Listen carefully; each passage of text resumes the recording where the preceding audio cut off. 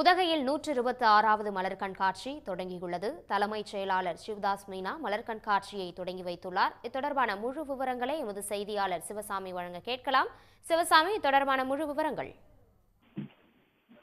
மலைகளின் அரசு என்று அழைக்கப்படும் உதகையில் தற்போது கோடை சீசன் களை கட்டியிருப்பதனால் தினந்தோறும் ஆயிரக்கணக்கான சுற்றுலா பயணிகள் வந்து செல்கின்றனர். அவர்கள் கண்டு ரசிப்பதற்காக தான் இன்றைய தினம் உதகை தாவரவியல் பூங்காவில் 126வது மலர் கண்காட்சி தொடங்கியிருக்கிறது. இந்த மலர் கண்காட்சியை தமிழக தலைமைச் செயலாளர் சிவதாஸ் மீனா தொடங்கி வைத்திருக்கிறார்.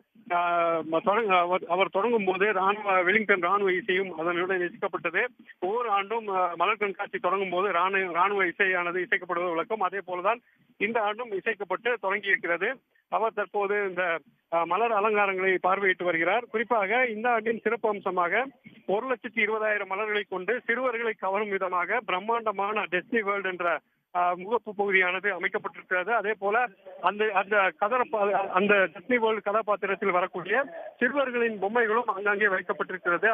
அதனைத் தொடர்ந்து உதகை மலை ரயில் தோற்றமும் 80,000 மலர்களை கொண்டு காட்சிப்படுத்தப்பட்டுள்ளது. இவற்றை காண்பதற்கு காலை முதலே ஏராளமான சுற்றுலா பயணிகள் தாவரவியல் பூங்காவில் குவிந்து வந்த நிலையில் தற்போது மலர் கண்காட்சியானது தொடங்கியிருக்கிறது. இந்த மலர் கண்காட்சி 20ஆம் தேதி வரை 11 நாட்கள் நடைபெறுகிறது.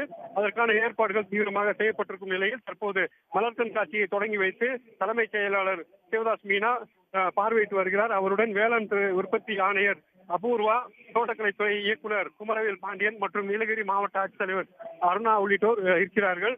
தற்போது அந்த மலர் கண்காட்சி தொடங்கியதை அடுத்து ஏராளமான சுற்றுலா பயணிகள் தாவரவியல் பூங்காவில் குவிந்து வருவதனால் கூட்டம் அலைமோதுகிறது. 326 வெரைட்டிஸ் பூக்கள் இங்கே அரேஞ்ச் பண்ணியிருக்கோம். ஒரு சுமார் 2,60,000 பூ தொட்டிகள் வச்சு இதை கண்காட்சி அரேஞ்ச் பண்ணியிருக்கேன். அடுத்த ஒரு 10 நாளில் சுமார் 3 லட்சத்துலேருந்து 3 லட்சம் மக்கள் இந்த கண்காட்சி இதை பார்ப்பாங்க. அனைத்து பொதுமக்களுக்கு வேண்டுகோள், இதை பார்க்கும்போது கொஞ்சம் ஒத்துழைப்பு கொடுக்கணும். இதை நம்ம நீட்டாக பசுமையாக மெயின்டைன் பண்ணணும். ஒரு குப்பை அங்கங்கே போடாமல் பத்திரமா, ஏன்னா இது மக்களோட பூங்கா, மக்களோட கண்காட்சி, மக்களோட ஃப்ளவர் ஷோ. ஸோ அதை நன்றாக பராமரிக்கணும். நன்றாக மக்கள் ஒத்துழைப்பு கொடுத்தா இது நன்றாக இருக்கும். பூக்கள் இதெல்லாம் டேமேஜ் பண்ணாமல் இருக்கணும். சார், எவ்ரி இயர் பார்த்தீங்கன்னா நம்ம 1 மந்த் சம்மர் ஃபெஸ்டிவல் நடத்துவோம். பட் இந்த வாட்டி flower show, road show, but election code of conduct இருக்கிறதுனால நம்ம 3 ஷோ தான் பண்ணுறோம் சார். பட் 2 ஒட்டுக்க வச்சுட்டீங்க சார். இன் ஃபியூச்சரில் இதே ஃபாலோ பண்ண போகிறோமா என்ன சார்? ஃப்யூச்சரில் அது டிபெண்டிங் ஆன் த சிச்சுவேஷன். ஏன்னா நம்ம நிறைய பார்க்க வேண்டிய இருக்குது. ஒரு மேனேஜ்மெண்ட்டும் பார்க்கணும், அப்புறம் அந்த தண்ணீர் ஃபெசிலிட்டி இந்த கொஞ்சம் அதெல்லாம் பார்க்க வேண்டிய இருக்குது. ஆனால் இது நல்லா அரேஞ்ச் பண்ணியிருக்காங்க. ஒரு 10 நாளாக இருக்குது. ரொம்ப ஜாஸ்தி வரவேற்பு இருக்குது. ரொம்ப தேவை இருந்தாலும் அந்த ஸ்டேஜில் நம்ம பார்ப்போம் என்ன பண்ணது. அதாவது பாஸ்னால் அந்த மக்கள் ஒன்றும் அந்த பயம் இருக்கு தேவையில்லை, ஒரு அச்சம் இருக்கு தேவையில்லை.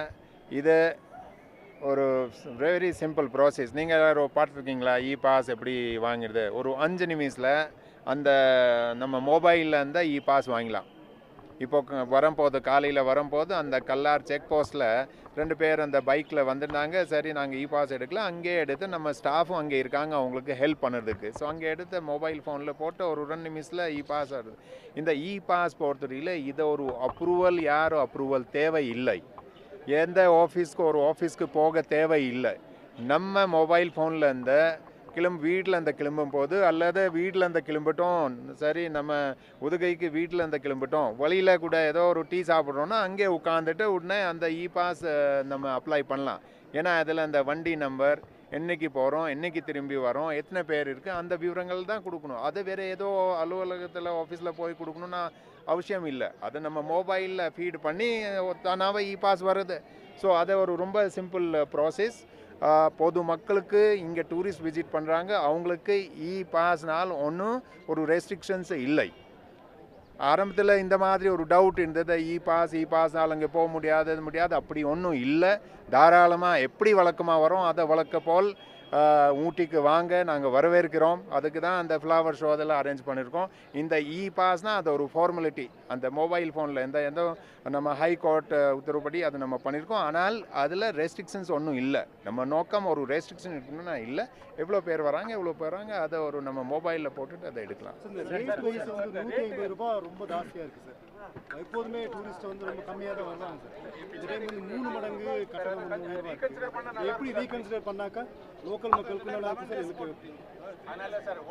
150 இந்த போது ரொம்ப ஜாஸ்தியாக இருக்குது சார். சார் ஆக்சுவலாக நம்ம கார்டன் பார்த்தீங்கன்னா வருஷத்துக்கு வந்து 15-20 கோடி ரூபா வரைக்கும் நம்ம ஆனால் இந்த கார்டனை அந்த காலத்தில் எப்படி இருந்துச்சோ அதே மாதிரி தான் மெயின்டைன் பண்ணிருக்காங்க. அதாவது ஏதோ நம்ம சார்ஜஸ் கட்டணம் கலெக்ட் பண்ணுறோன்னா அது ஒரு வருமானம் அரசாங்கம் வேணும், அதுக்காக இல்லை. அந்த கட்டணம் போகிறதுல அந்த கட்டணம் வகிச்ச அந்த ஃபெசிலிட்டி இந்த பூங்காவை எவ்வளோ நல்லாக நம்ம மெயின்டைன் பண்ணியும் பராமரிக்க பண்ண முடியும், அதுக்காக தான் அதை பண்ணுறோம். நீங்கள் அதை சொல்லியிருக்கீங்க, அதை எப்படி மக்களோட கருத்து எப்படி இருக்குன்னா அதை நம்ம பார்த்துட்டு அதை